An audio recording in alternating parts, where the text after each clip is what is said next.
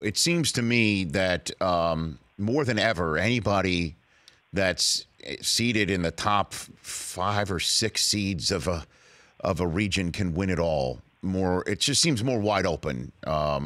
Obviously, we saw what happened. We saw what happened last year, where there were some Cinderella teams. We saw 16 seed win for the first time in quite some time, forever.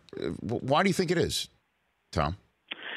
Well, Rich, remember back when Steve Smith was here, we played, I think it was Popeye Jones's team, and we were a 1 seed. They were a 16. We went to overtime, and ever since then, I've been a 1 seed a couple times as a head coach, and I feel and Tony Bennett's such a good human being. He handled that thing so well.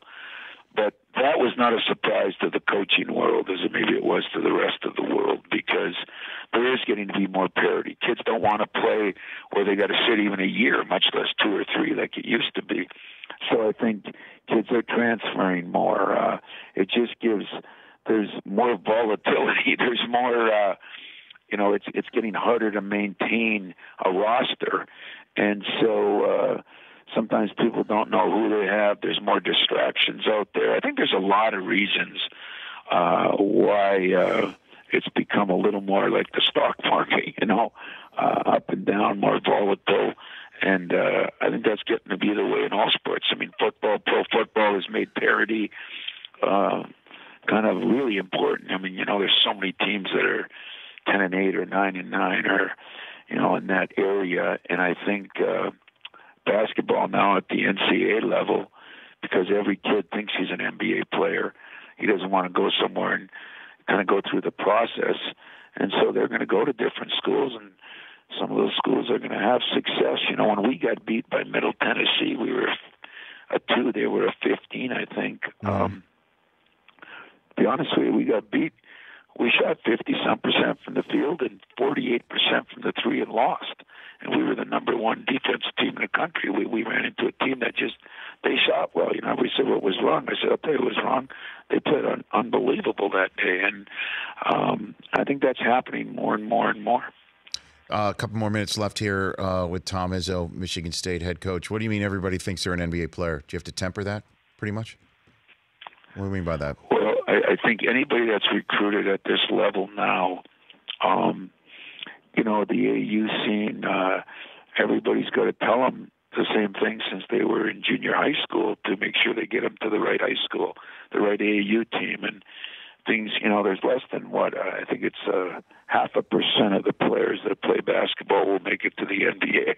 And yet, if you talk to most coaches, I think they think that 80% of their team thinks they're getting there. So it's hard, because then there's a lot of disappointment, and when you're on such a fast track to do things, as now everybody thinks that they don't leave by their sophomore year, and it just creates some problems. If somebody asks me, why is your team better? First of all, we're not better than last year. We aren't even a better record than last year right now.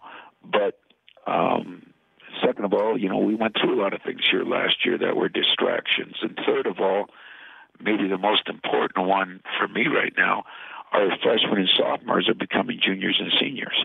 And like Villanova, like Michigan last year, you look at teams in the Final Four, even a team like Loyola had a lot of juniors and seniors on that team. And that's kind of the teams that have been winning it more than the freshman phenoms, who are still very good teams but aren't getting to that ultimate goal. Yeah.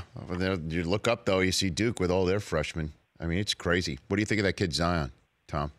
What do you think of him?